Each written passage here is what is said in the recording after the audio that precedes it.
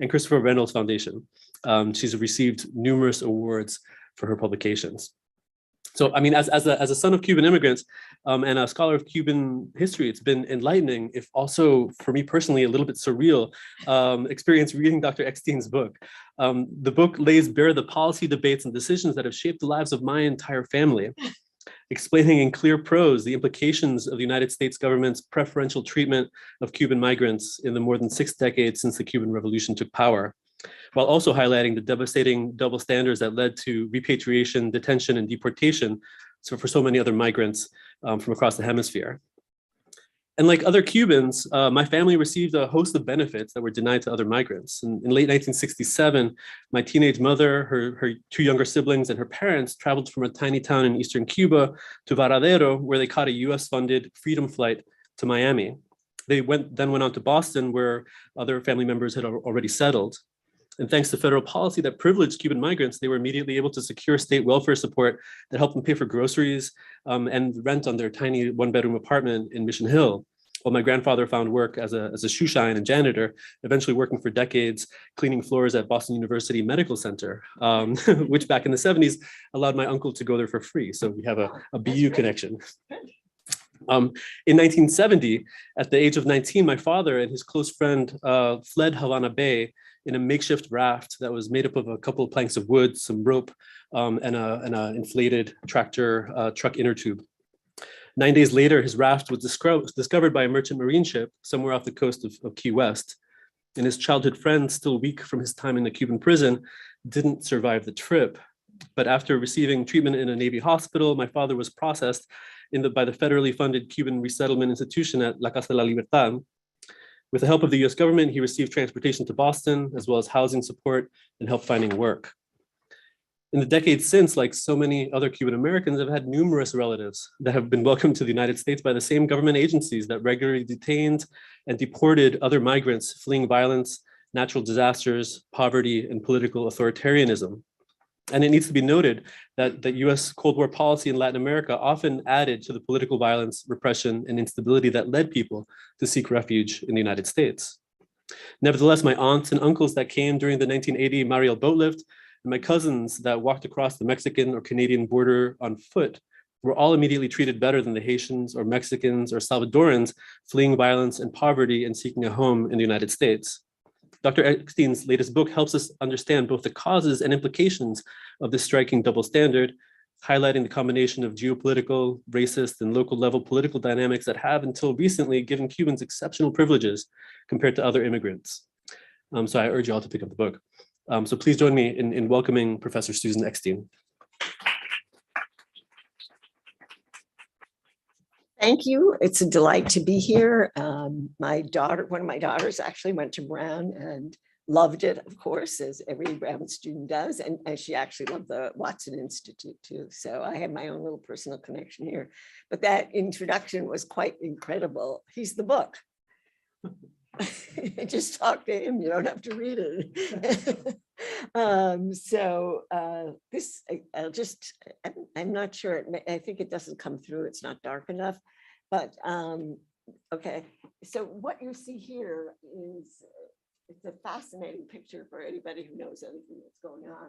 This is downtown Havana. And what you are seeing is that people are getting ready to illegally come to the United States on a raft.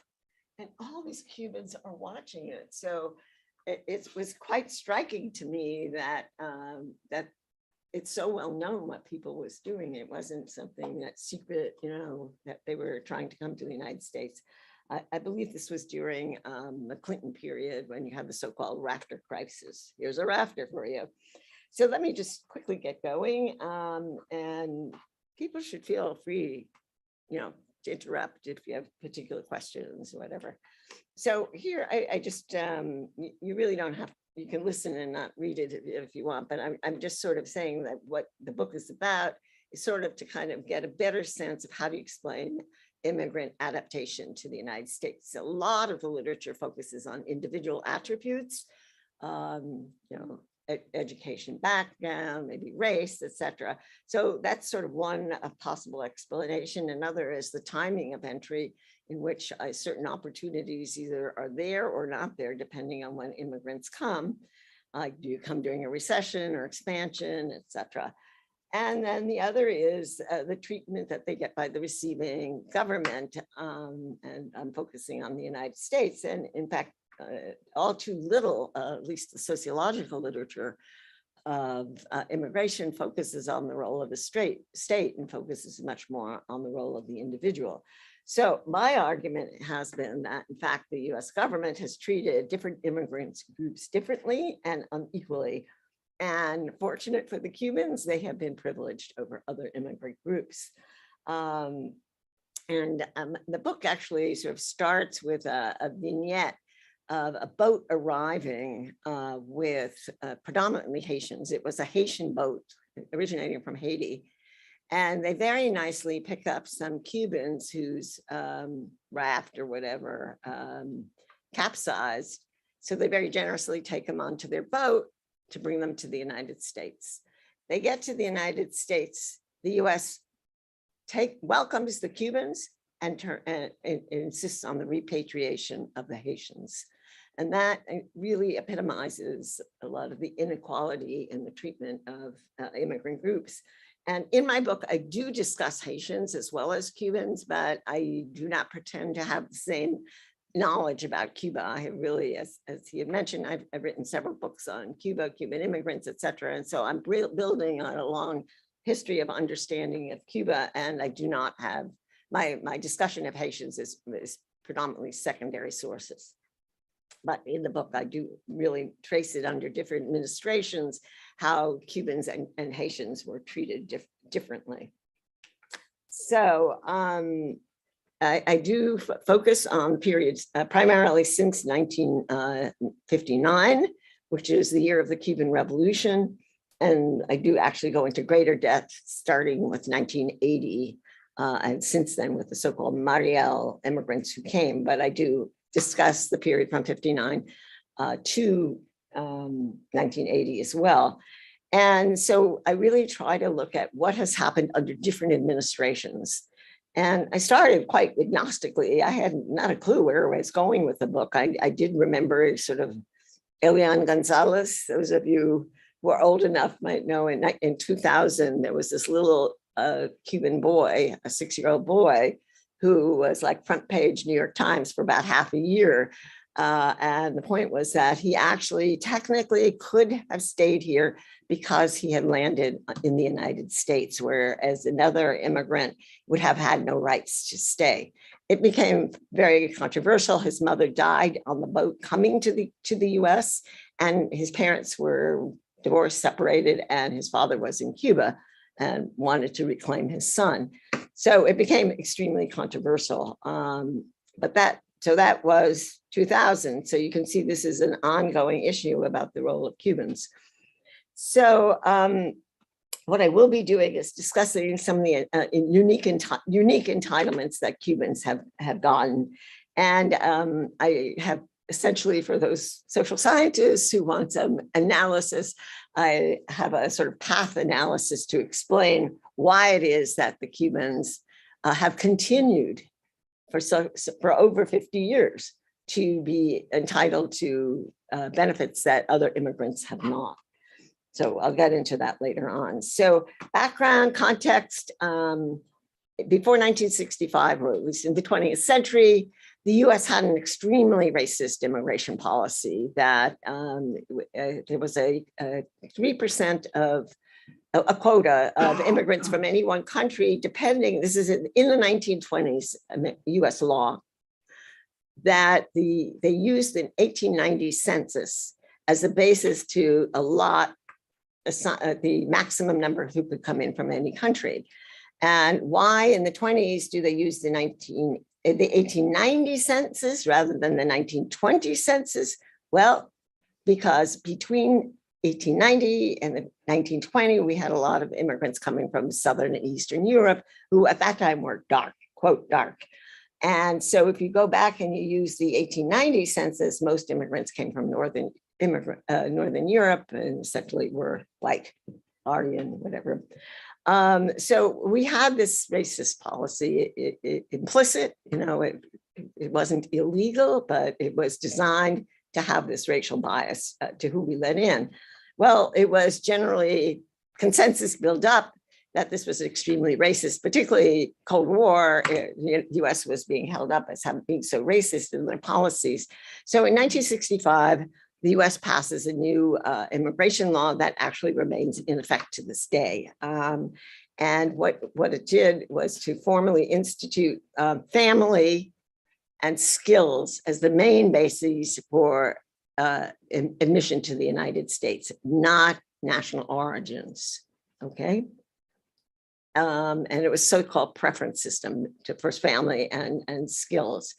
Well, it was that those were the criteria for all but Cubans. At the very announcement of when it was enacted, President Johnson, it was a very well-crafted speech. I mean, I went through the Johnson files. Where should it be? When should it be? So a lot went into the planning of where he was going to give this seminal speech, which was done in front of the Statue of Liberty. And which he says that from now on, people will be admitted on the basis of their merit and not from where they came. And then he finishes this speech and goes on, maybe he takes a breath and goes on to say, any Cuban may come. Any Cuban can come. It turned out, you still had to go through some, screening process, but the point was they were exempt from the system that was being applied to all other immigrants in the world. So why? Stay tuned. So here I I tried to synthesize the types of entitlements that Cubans have gotten over the years. So they've had special entry rights, special rights once they came and entered, even when they came without authorization, okay? Other immigrants without authorization are detained, deported, or they stay under the ground, illegal, quote, illegal, and they have no rights, except, again, if you're Cuban. So then they also were entitled to refugee benefits. We heard a little bit about the kind of, I think you were saying it with the refugee program that your parents were getting for some of your family. So very explicitly, Cubans were getting refugee benefits and had the most generous refugee program in US history. You did not have to meet the refugee criteria that any other refugee would have to meet, which is United Nations, it's international consensus, somebody who has suffering, persecution, or has well-founded fears of persecution. In the case of Cuban, all you had to do was come to the United States after January 1st, 1959, the day essentially when Castro comes to power, Batista flees. And so they had their own definition of who a refugee was, and on that basis got rights that other real refugees could not. Also, Cubans are the only peoples who qualify for welfare, with the welfare right, welfare reform under Clinton. An authorized immigrant has to wait 5 years before they qualify for welfare, and an unauthorized immigrant never qualifies for welfare, except if you're Cuban. It is written into the welfare reform that Cubans have automatic rights to welfare when they come. So another unique entitlement of the Cubans. And then there's also been extremely interesting effort to build up the Cubans as a political group on their own. And this was done primarily under President Reagan. So you're seeing benefits are coming at different times. Johnson in the mid 60s, and before that, you had the refugee program started by Eisenhower, expanded massively under Kennedy, and Carter, I'll get back to, who tried to actually resist giving them entitlements and claimed they literally said they were not refugees and therefore did not qualify for refugee benefits, et cetera, and then went on to arrange for them to get the identical benefits to refugees. So the list of presidents who've been granting entitlements has gone on and on. But Reagan was particularly interesting. He courted the Cubans as they were anti-communist. He wanted them for the wars in Central America to rely on the Cubans to help covert activity, etc. But at the same time as he wanted them for the covert activity, he really was courting them. And he arranged for them to, in a sense, become a political action committee modeled after AIPAC, the most important ethnic lobbying group for the Jewish lobby, Israeli lobby. And so it was modeled after that. And they got federal money to build up the PAC. And then sort of the rest is history, because he helped create a domestic political base for Cuban entitlements after that continued after the Cold War, when the foreign policy basis for the entitlements no longer justified continued privileging of Cubans. So what I'm just briefly going to go over these. I detail them in the book. I guess Cambridge said I should show my book. So I can tell them, yes, I showed the book. Here's the book. You don't have to read it, just interview him. But anyway, so I go into these things in greater detail, and other entitlements. So I'm just really singling out some of them. So one was airlifting of about 250,000 Cubans. And this was Kennedy, Eisenhower, and then Johnson with this, when he said any Cuban is welcome, he set up these airlifts that some of his family came on. You describe the freedom, these were called freedom flights. And so about 250,000 came under these so-called freedom flights that Johnson set up. Secondly, they allowed Cubans to come in on tourist visas, which are much easier to get than immigration visas, even though they were known not to be tourists. Sometimes they were called refugee tourists, that means kind of inventing new ways to justify allowing them to come in as tourists, and then they could stay. They were not required to leave after 3 months or something on a tourist visa. They were able to use that as a springboard to stay in the country. Then the third point I make here, the paroling of Cubans, is absolutely essential to understanding the Cuban experience. Paroling, I have no responsibility for these words, but the meaning of parole is very different in immigration than in criminology. And what in paroling, in immigration, what it means is you have temporary rights to stay, that you cannot be deported during that period. On the other hand, it's temporary. It does not entitle you to lawful permanent residency or citizenship, but it gives you certain security and you can work. Okay, so this has become the main way in which most Cubans have come in, including those so-called freedom flights. A president does not have the right to give you a visa. That's only Congress has the right to issue visas. So, but what a president can parole people into the country, because it's only giving temporary residency rights. And that's really the way most Cubans have gotten into this country. So, and this continued through, let's say, the case with Elian. It was the issue of getting paroled into the country. And then with time, you could, within a year, then you could become, for reasons I'll explain in a minute, you could become a lawful permanent resident. Then 5 years later, and actually there were also fast track citizenship for Cubans as well.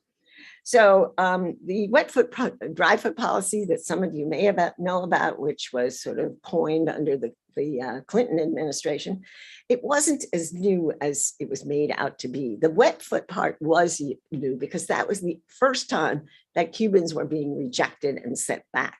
So that meant if Cubans were picked up at sea, they would be sent back to Cuba. And it was part of an immigration agreement between the US and Cuba. But the other part was if you touched US soil, you would be entitled to parole into the country. Okay, so that was the dry foot part. But as I said, it goes back to the paroling, really, that began with Eisenhower. So then The second really major entitlement of Cubans is the Cuban Adjustment Act, which was passed under President Johnson, and he used all his political skills to get that legislation passed.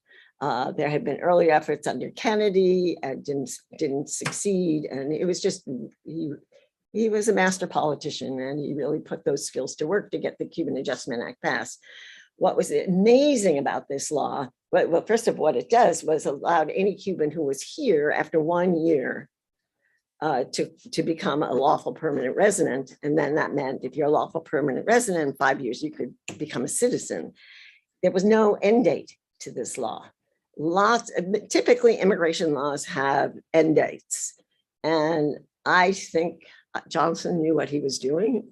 And he just left it so there was no end date. And so it exists to this day. And it turns out it's not easy anymore to get legislation passed. It's even harder to get legislation revoked. And there's got to be enough interest to do it. And so the Cuban Adjustment Act, the CAA, remains in effect. And this is just an entitlement no other immigrant group has. And so you come here without authorization. If you're here for a year, you can apply for adjustment of your status and become lawful. Then in 1994, part of the migration agreement between Clinton and Cuba was the US agreed to a minimum number of Cubans who could come in any 1 year. For every other country, there's a maximum that's written into the immigration law. And with this bilateral agreement, it has a minimum of 20,000 a year. Also, welfare, as I mentioned, unique to the Cubans, that they immediately qualify for welfare. And there were welfare benefits early, as I detected from what you were saying before the 1994 law. So that's, in a sense, building on welfare rights that Cubans had before. Then, miraculously, presidents have invented categories to privilege the Cubans and to get around other constraints on immigration. And one of the interesting ones was in 1980 under President Carter. President Carter actually tried to stop this mass migration of Cubans known as the Mariel exodus from the port of Mariel in Cuba, in which Cuban Americans sent boats, unauthorized, but they sent boats to Cuba. The Cuban government allowed it, and they came in to retrieve their relatives, etc. And so Carter tried to stop it. It was an election year. The fact that he had no control of US borders was a negative factor.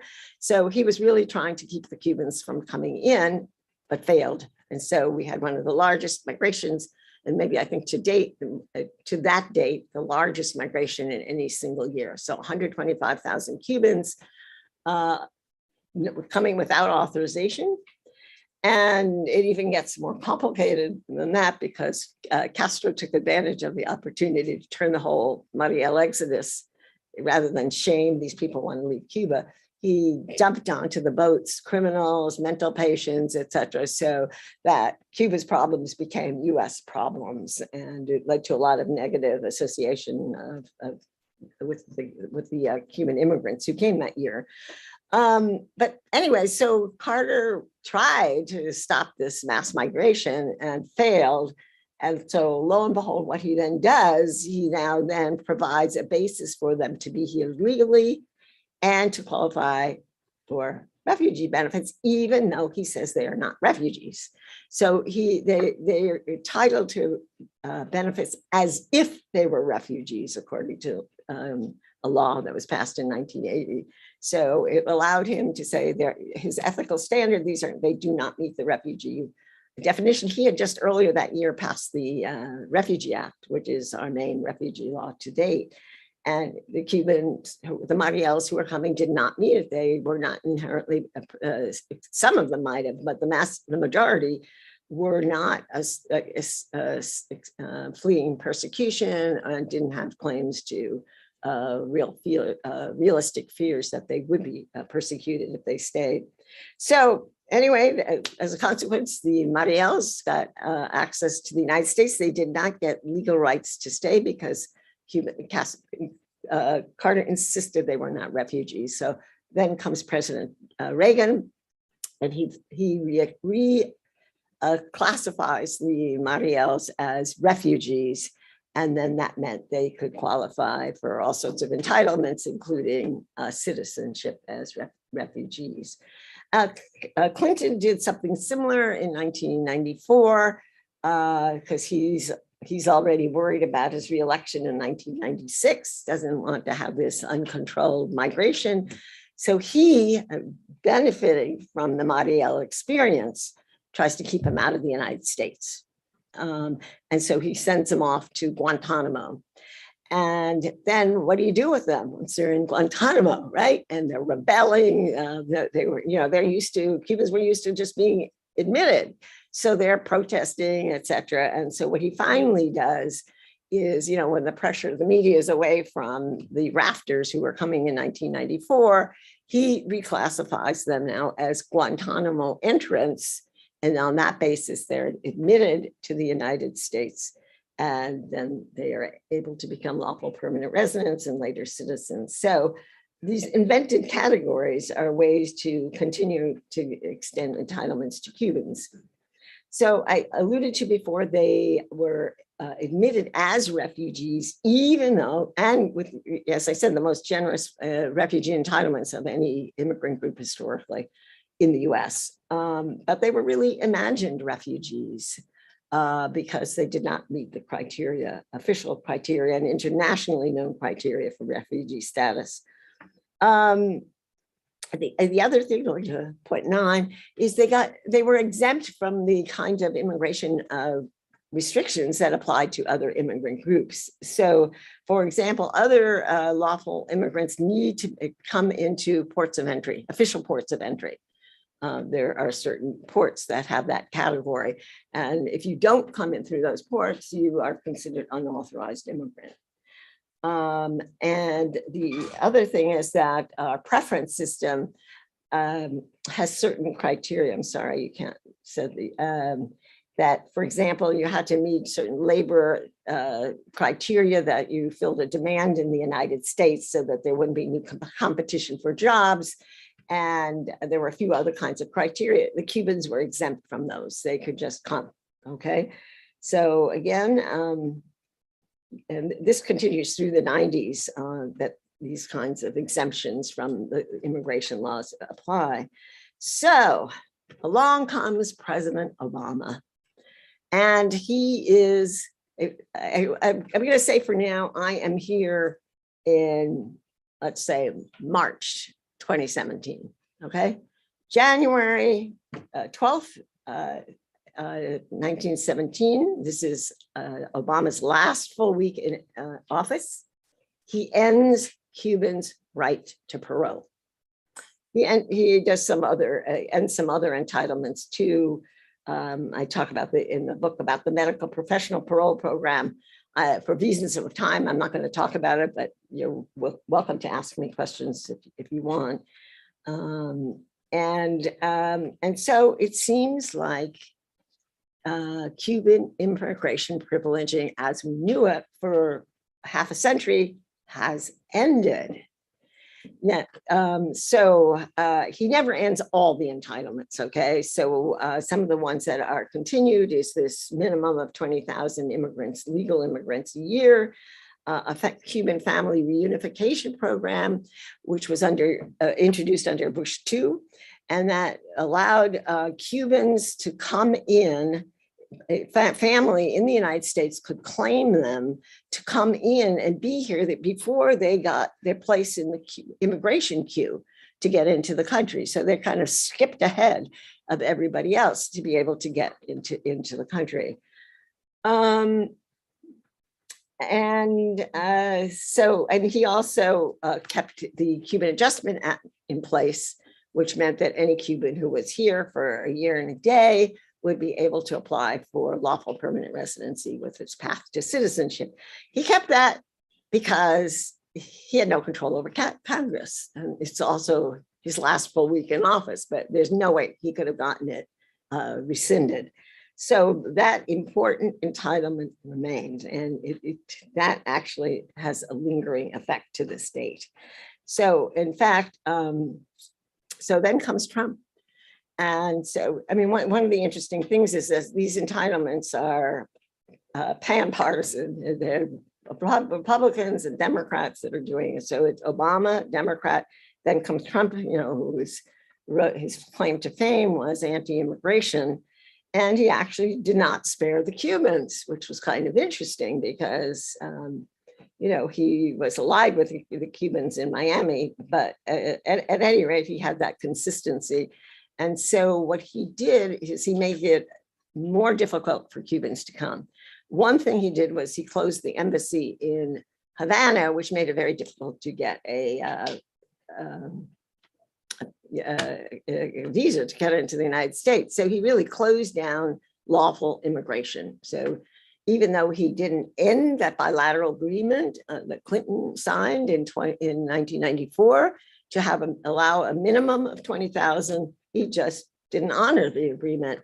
And the numbers got down to about 4,000 being able to enter the country. He also admitted almost no Cubans as official refugees in accordance with the Refugee Act of 1980.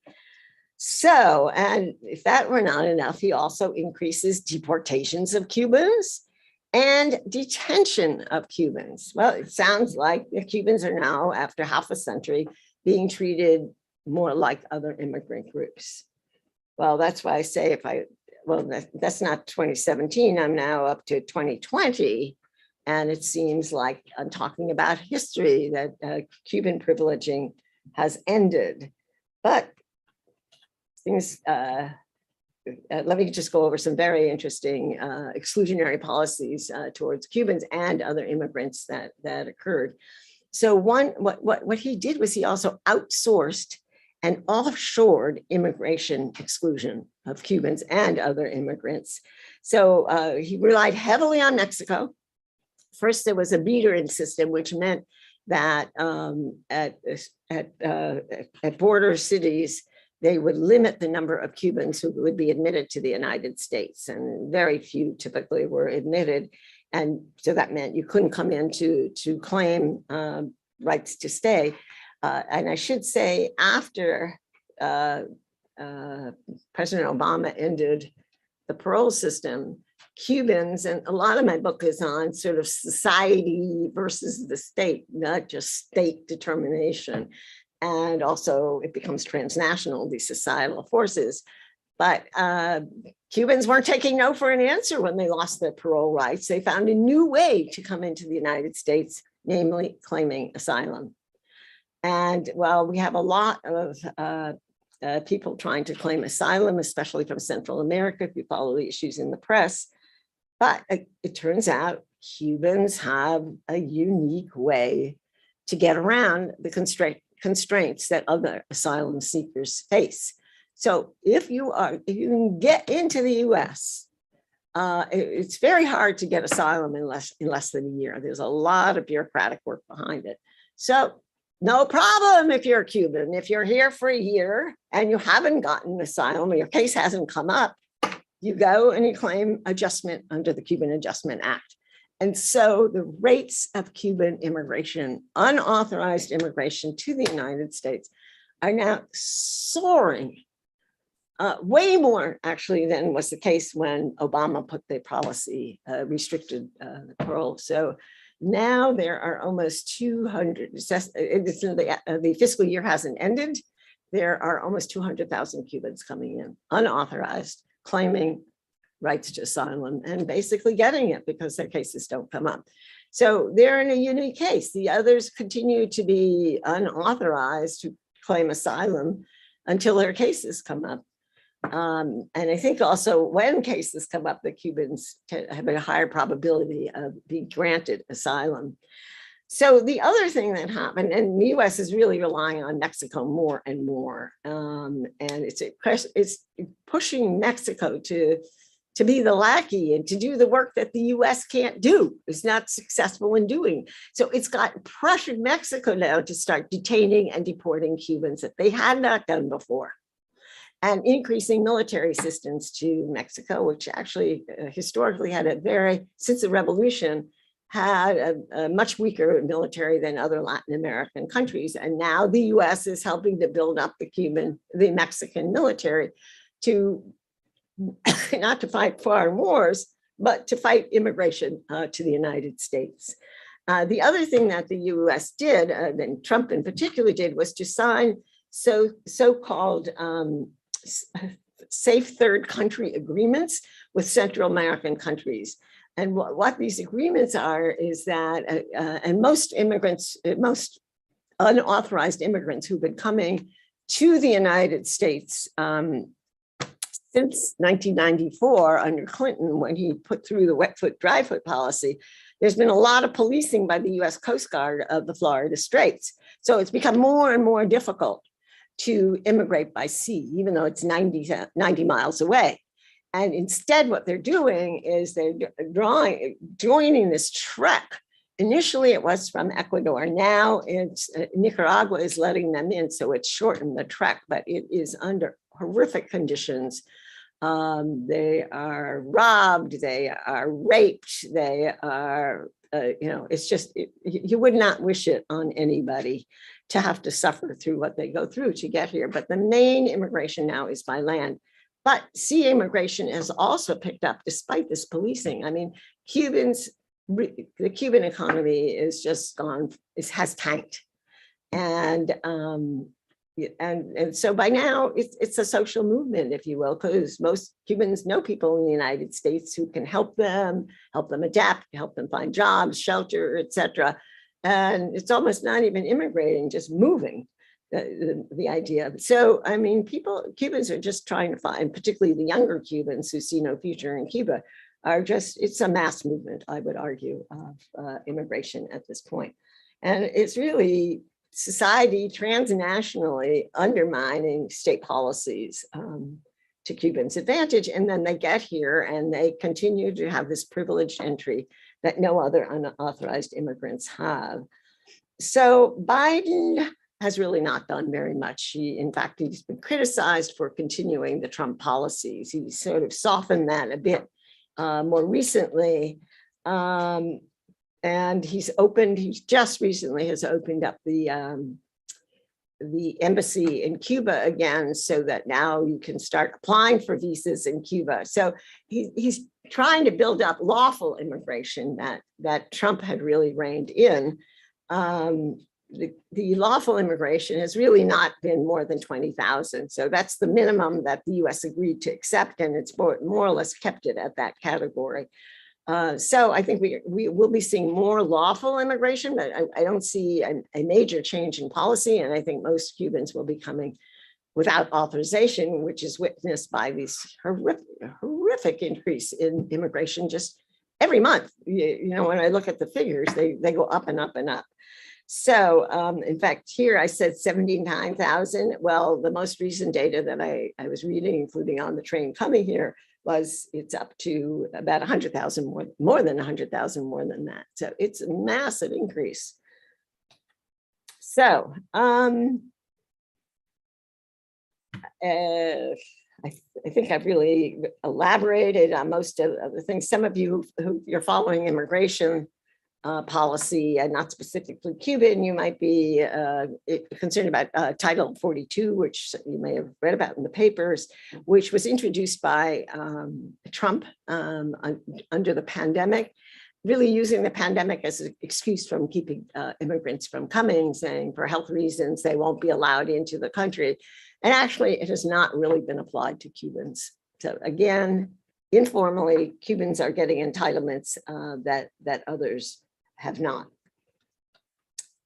So why these entitlements? Okay, and just though very briefly, it begins as a Cold War policy that, starting with Eisenhower, was already building on his treatment of Hungarians, which was much smaller in scale. He wants to welcome the Cubans and thinks, I think initially he assumed it was short-lived, that the Cubans then would go back and take over their country. And well, history has shown otherwise, but so it begins as Cold War. And so the entitlements are one, to help the Cubans adjust, and also to train them for the future Cuba. There's a lot of fantasy going on, but that was really what comes out in the documents that I read. But the point is, if it is a Cold War policy, why doesn't it end with the Cold War? Well, it turns out that those very policies created a new Cuban immigrant pool in the United States that had a vested interest in staying here, and they were educated here, they did well here, they had political entitlements. Only legal immigrants, for example, can vote.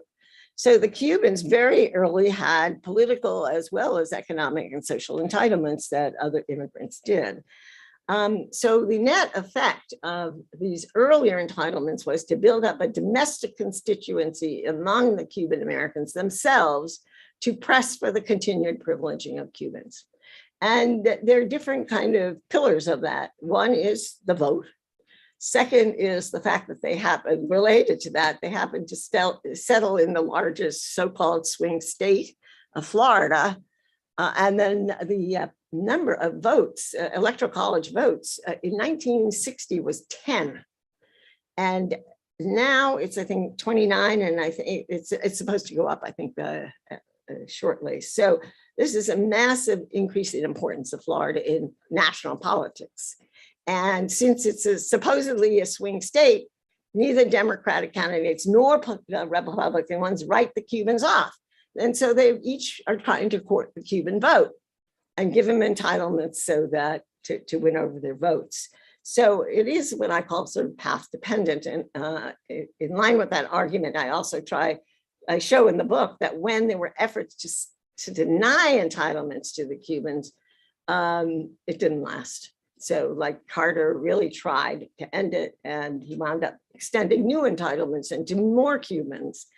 And then the other thing is politicians. So Cuban Americans started getting elected to not only local, but national office. And they basically have a lobby in Congress, a bloc in Congress that's crossed partisan lines. Senator Menendez from New Jersey, on any issue of Cuba, votes with the Republican Cuban Americans from Florida. So it's a Cuban American bloc that is, in a sense, across partisan lines. So then there's the issue of race, which is always, sort of a hard one to see, but I think there's no question that race is part of the story, that if we don't know, we don't have a good control case that if the Cubans had been Afro-Cubans and had been Black, and they are Afro-Cubans in Cuba, but they weren't the ones who were coming, that they might have been treated differently. We don't know. We do have the case of Haitians coming at the same time, and they were treated totally differently.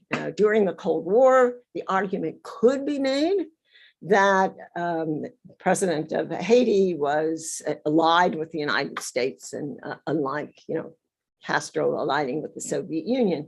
Well, that argument falls apart in the post-Cold War, because there's no more reason for singling Cubans out for special treatment for those kinds of political reasons. So there is racism, latent, if not explicit, that helps explain why the Cubans were so privileged.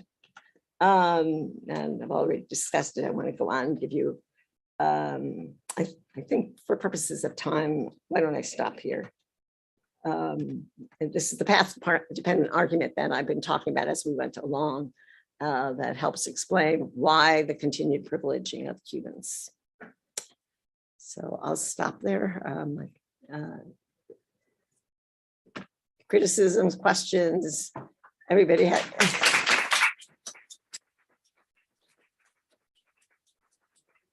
Microphones. I know that we have folks also at home on Zoom that might have questions as well. So there's someone monitoring that for us.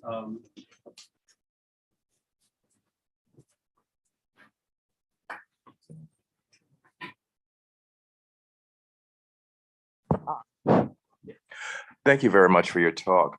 Would you be able to tell us what was Barry Goldwater's and William F. Buckley Jr.'s position on Cuba? My short answer is I don't know. Okay. Maybe I should just stop at that. But they were Cold Warriors, so they would, even though I can't quote you specific things that Goldwater, for example, said, it would be totally consistent for them to want to welcome these anti-communists into this country. So Kennedy did it. I don't know specifically about Goldwater.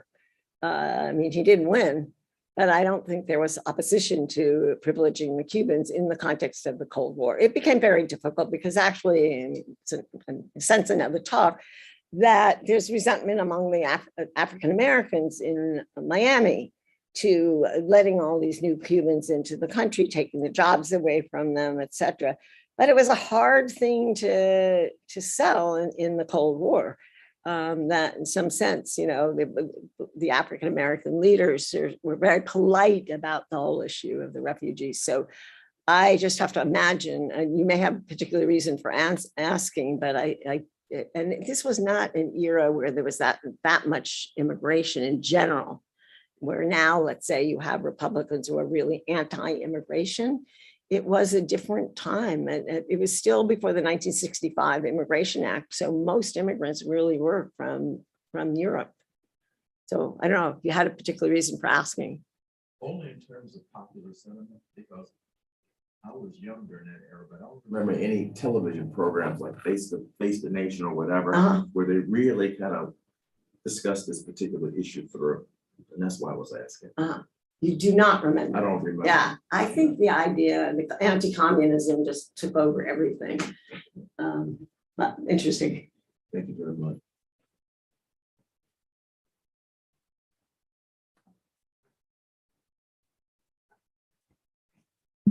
Thanks so much for this really enlightening talk. So I have a two-part question. First part is so what can you tell us about Cuban Americans overall? So construction of this particular policy, number one. And number two, besides the fact that we get wonderful colleagues like Danielle here, what is the overall effect of this policy on the rest of us in America? Well, that's an interesting question. So wait, remind me the first question again. Okay. Yeah, well, I did write the book, The Immigrant Divide, which talks about the Cuban American community and the changes in the community, the Cuban American community. So I really differentiate between the immigrants who came, particularly that first wave that came, but those who came during the Cold War and in the post-Cold War, they really differ in many respects in terms of social class, slightly in terms of race, but their mentality is very different. They grew up in very different Cubas. So the first ones that came, they knew Cuba before the revolution, and many, because it was a class exodus, they did well. They had their clubs, and it was a nice lifestyle for them. So they, resent that loss that they got, and they, when in coming here, define themselves as exiles. But it wasn't so much for most of them. There certainly is persecution, but for most of them, they were coming initially because they were scared that they were losing things. And I think maybe expected the worst politically. And some of them, were, no question, were imprisoned. Some of them even for decades.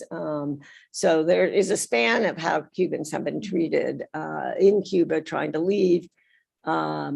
But in general, you have this difference between those cohorts of Cuban Americans, and they've had very different experiences in the United States. And though you have, just as his family illustrates, you do have families that span these different waves of immigration. In general, the first ones, their families have reunited in the country, in the United States by now, and don't have that much to do with the newer Cubans, except maybe as landscapers or nannies or things like people who clean their houses. So and it's partly social class. They grew up in different worlds, and their views towards Cuba are totally different. The first ones have a personal embargo that they themselves have imposed. It's not in law. Thou shalt not return to Cuba. It used to be thou shalt not return to Cuba under Castro. Well, you know, they've kind of had to tweak that because they went through Fidel, they went through Raul, and now they have a non-Castro head of state. But they have their own morality. Okay, and it's very different than the morality of the new immigrants, which is much more family-based. And the new Cubans want to travel to Cuba, send remittances. And these are all things that the earlier immigrants don't want because they see it as helping Cuba. And the Trump administration really cracked down both on visits and on sending remittances, which is in a sense backfiring on the United States. The more we restrict opportunities in Cuba, the more Cubans are going to want to immigrate because the opportunities in Cuba really have collapsed. So it really works against US interests. And the US government may not like the Cuban government, but sometimes you have to learn to work with your enemy, because by not doing it, you're going to create more problems with yourself. There's sort of a need for a realpolitik rather than sort of a moral politik, which might say, you know, squeeze the Cuban government more and more. It's been squeezed almost every possible way. And then COVID doesn't help, right? It really led to the contraction of the tourist industry, which has been the main source of hard currency since the collapse of the Soviet Union. So, you know, Cuba is between a rock and a hard place. And so what that affects the immigrants who come. So there are differences within the Cuban American community that are significant, but the first wave become the political class in Miami. They are wealthy. On average, they do better than Americans, native, including native-born Americans. I actually, if you wanted, I could pull up a table on that. So they've done well in America. So even though they came here, you know, to escape the Cuban Revolution, very quickly they came to do well in America, and then they have families here and stay. So politically, economically, and they become sort of the cultural force of Miami. They've turned Miami into what's been dubbed the northernmost Latin American city. That, you know, you can get off. I mean, if I go to Miami, I feel like I'm in Latin America, right? You can speak Spanish, you know, and the Cubans were absolutely central to that transformation. They're not alone, but they are the dominant force in Miami, which is the hub of Havana, USA, as they say. And your second question is, how are they doing? You know, how? Yeah, it's hard.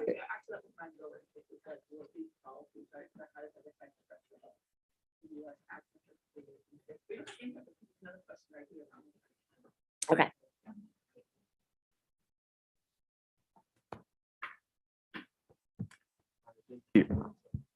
Hi, thank you for your talk. Two sort of quick questions. One, have you observed any sizable movements of Cuban Americans moving back to Cuba on their own volition at any point post-revolution? And two, sort of similar on the idea of Cuban Americans' political formations when they sort of cement themselves here. Do you see perhaps in the younger generation, which in, you know, more broadly is more sympathetic to ideas of Marxism, socialism, etc., do you see any trends of like positive perceptions of the current Cuban government among any sort of pocket of Cuban American populations? Right. In terms of reverse migration, minimal. And there have been some political figures who went back.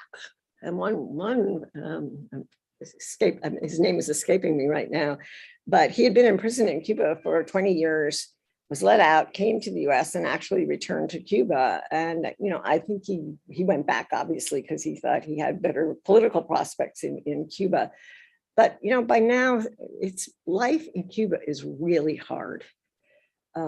It's hard to make money. It's hard to get goods, huge lines, blackouts.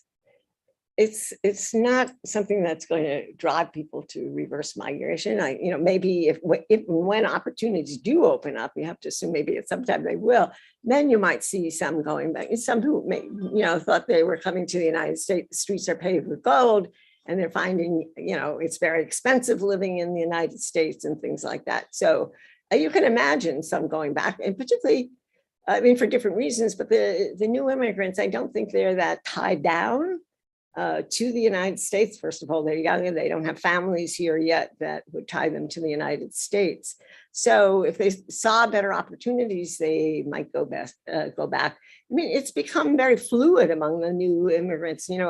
When I talk to some of them, they say they come to Miami and they see people from their grade school and from their high school and from their workplace, etc.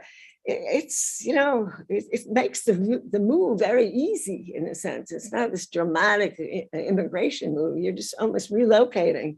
So I could imagine if they saw better opportunities in Cuba, they would return. I'm not too high about it. So and then, there are some splits within the Cuban American community for sure.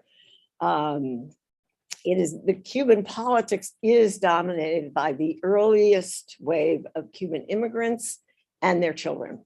So, we have a new generation US born, but they are their parents' children.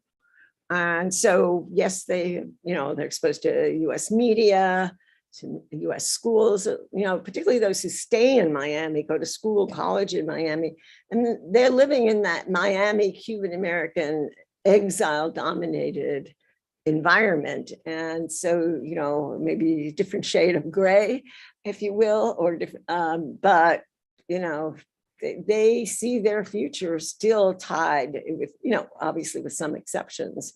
And, there've been some Cuban American Democrats who've tried to take a more open stand on relations with Cuba, and they haven't gotten very far, frankly. They've sort of withered away when I think of some of the ones, Republican or Democrat, who have done that. Marxism is pretty dead. I have not, as I focused, this book really took me to the US side. I'd never done it. I learned more about US government through writing this book, I'm embarrassed to say. So this is really, I shifted to the US but building on all the work I'd done on Cuba, et cetera. But yeah, there's just, my point was I don't read Cuban newspapers the way I used to. But the thing is, reading Cuban newspapers are sort of a torture. You have to look pretty hard to find a fact. Well, when I was writing like my book on Cuba, okay, I did that. I looked for a fact here, I looked for a fact there. But the ideology has changed, I think, but I can't say that I've studied because I really have not had to read the paper lately, but it started to shift when I still was reading it. Much more increasing focus on nationalism and the heritage of, the Cuban heroes of independence, et cetera. So that's really what's being played up as nationalism more than Marxism. I don't think Marxism gets you very far in Cuba anymore, which is, interesting. It would be a really interesting Cuban analysis, an interesting analysis to look at the National Party paper since, the revolution, just see how the rhetoric has changed over time. And I think the leadership understands you're not going to get anywhere on the basis of Marxism. And so nationalism is, they can do a better job at getting loyalty from that.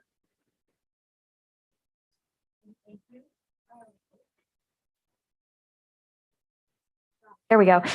So I'll pass the here, and then we have 2 questions online if we have enough time to get those answered. Thank you. I was wondering if you could say a little bit more about race and the way in which Cuban political mobilization in the US might be reifying, and in some ways, like combining Cuban white supremacy with American white supremacy to exacerbate inequality on the island. So I grew up in Miami in the 90s, and for most of us, Cubans and Argentinians, if you didn't hear them speak, were interchangeable. And that's because of the migrants that were allowed to come, the people who Right, came in sure. the first wave and the second wave. When Yeah. you go to Cuba, that is not what Cuba looks like at all. And so even the shift of policies to family preferential policy, what does that mean for more and more white Cubans being able to migrate relative to Afro-Cubans? And how does that play out here and there? And what's the relationship then between Cuban politics and broader pan-ethnic Latino politics in the US, where you have really Puerto Ricans, Cubans, and then everybody else when it comes to these issues of migration?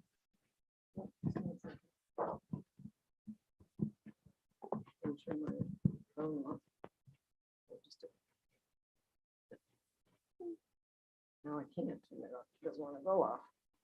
Okay, let's just assume it's going to call me. The race issue is interesting, and I'm not the most expert on race issues in Cuba. Fascinating topic. So, what I would say, first of all, the immigration is highly racialized. And I think it continues to be, and partly it is how you define race. Okay, so the first wave were really elites and middle class, but still, if you look at most Cubans who come, depending on how you define the palette, they're not heavily on the darkest side of the spectrum. And you have to ask why. Why would they not be coming? Because there are, as you say, there are a lot of Afro-Cubans in Cuba, particularly in the eastern part of the country. Part of it goes back to who came initially. And particularly then when family reunification, for those who come up with authorization, if the Afro-Cubans did not come immediately, select numbers did, it's not zero, but by and large, highly, highly underrepresented. And then that means in terms of family reunification and claiming for legal immigration, you don't stand much of a chance because you're so low down in the totem pole. So it is making, I think, a difference, making the US population Cuban population more white.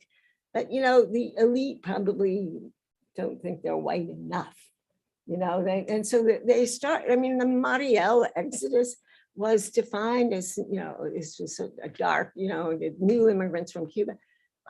If you look at the US Census, which is, how you identify yourself, the percentages went down to maybe 80% defining themselves as white in 1980. As opposed to 97% before that. But 80% still is a lot, right? But I think for the older Cubans, that's too many, right? So there is definitely racism among, I don't mean to be critical, but I think there are racial issues among the Cuban American population. They brought that with them. It's not a US invention. The US probably reinforces those racial biases, but they did exist in Cuba already before their time. So now, partly you, but I think an earlier question, I was struck that one of the Proud Boys, or the founder of the Proud Boys, was a Cuban American. Which said, I don't know how much of it is idiosyncratic. There's always the individual element, but there's another element. And I think, oh my gosh, you can see where this is coming from. So it may be both, a little idiosyncratic, but there was a social base for him emerging.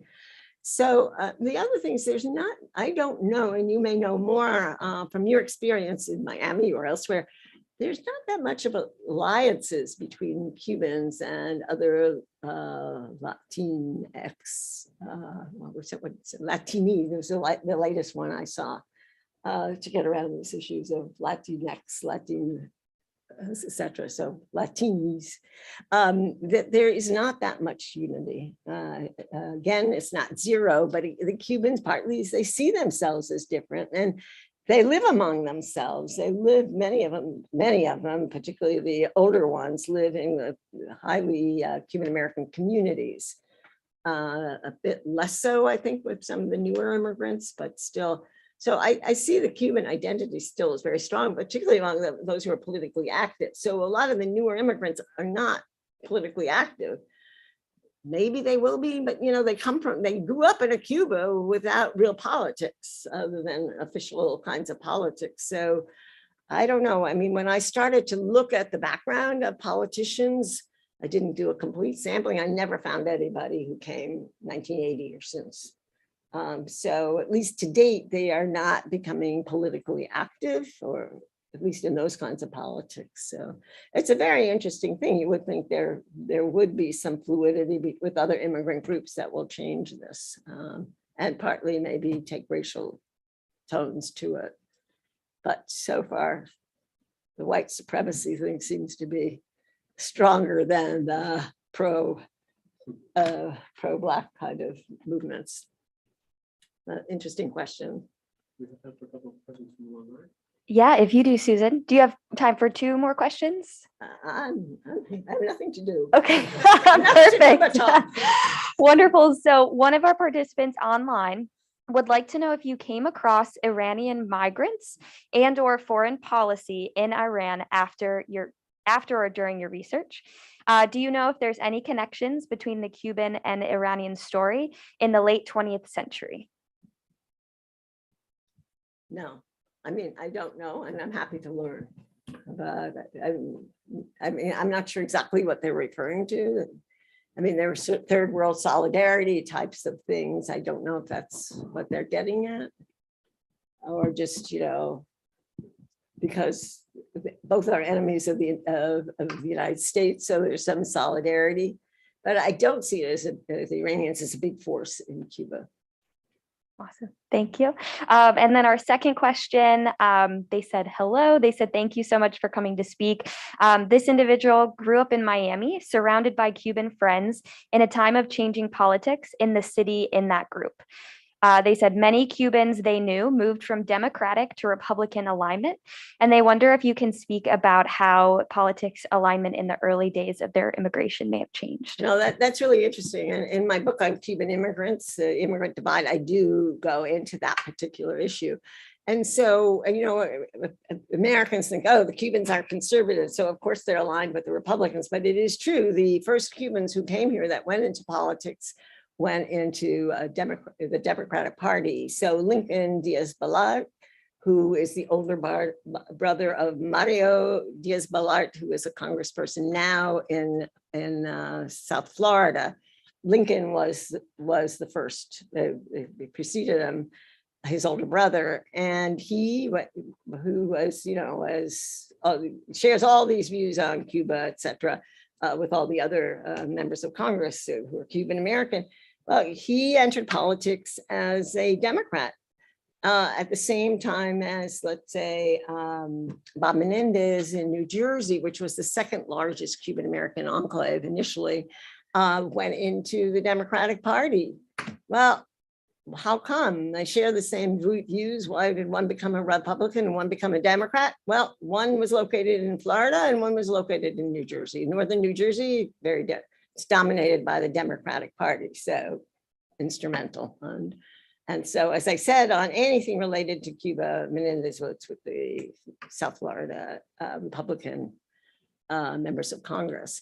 So what happened, and I discussed it in my book, The Immigrant Divide, I believe it was under Reagan, that you had a massive shift of Cuban Americans from the Democratic to the Republican Party. And I have some statistics on it.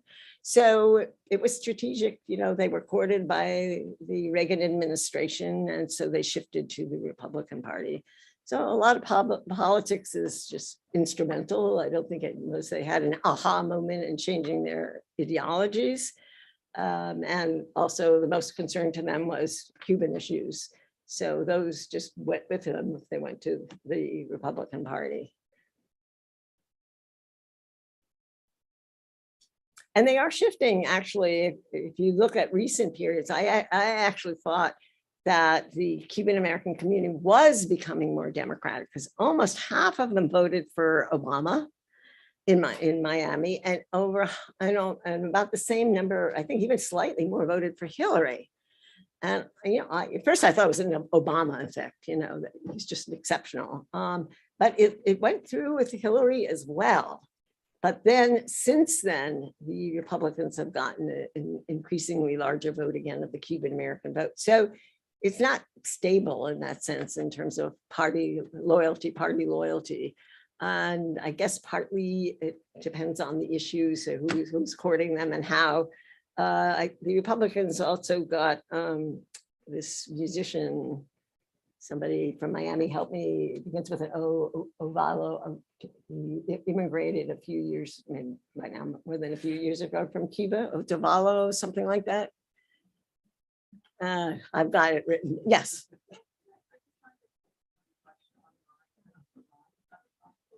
Okay, well, let me just finish this and then we can get back to that. So anyway, the Republicans have courted some popular musicians in the Cuban American community who use their media, et cetera, their followings, and taken political stands and brought Cubans to vote for Trump. So, it's not just stable politics, I would say. It just depends on strategic issues and who's courting them and how. So. Sorry for interrupting. So speaking of Trump, I think this is a question that I think Ida Yazde has online, which is about whiteness. So Iranian Americans, some of them who prefer the concept Persian, have an investment in whiteness. And so is there a similarity here among Cubans and Cuban Americans whiteness? I mean, if you think about the Proud Boy example, for instance, right? Is there any parallels that you might see here? So the issue is an investment in whiteness. They see themselves as white. Yeah, definitely. There's no better evidence than the census, which shows what the high percentage of Cubans who identify as white. That's how you're defined by race in the census, is self-identification. And the number who identify as white is extremely high and remains high. It's not that 97% that it used to be, but it's probably around 80% or something like that. So being white is very much part of the Cuban identity.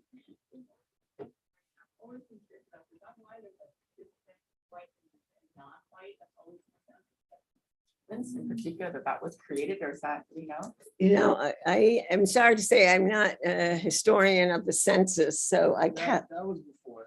Maura has a book on making Hispanics that talks about the creation of the question. It was field tested in the 70s and then used fully in the census in the 1980s. So it precedes some of these things, but it is meant to differentiate an ethnic group different from race. So you're supposed to answer both questions. And so like what you can trace is exactly this, right? Like, do you mark Hispanic and white, or do you mark Hispanic and other, or some kind of permutation of those?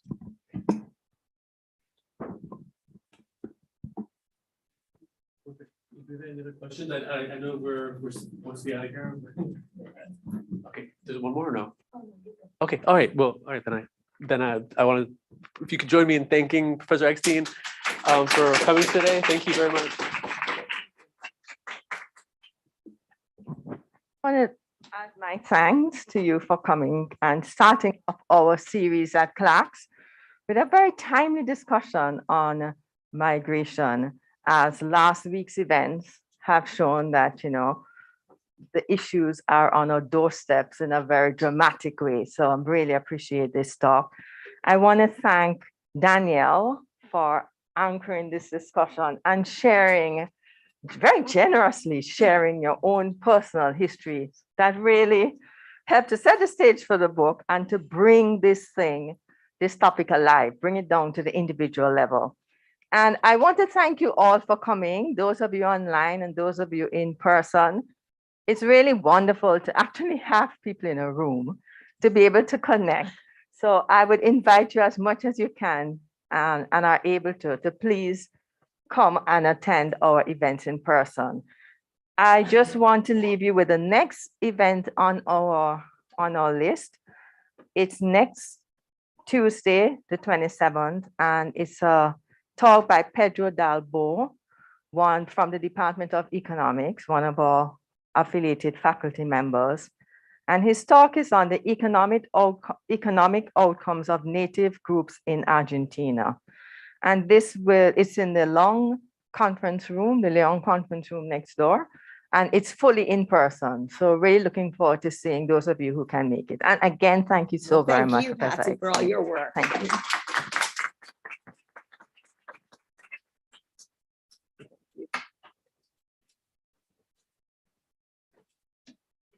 Amazing.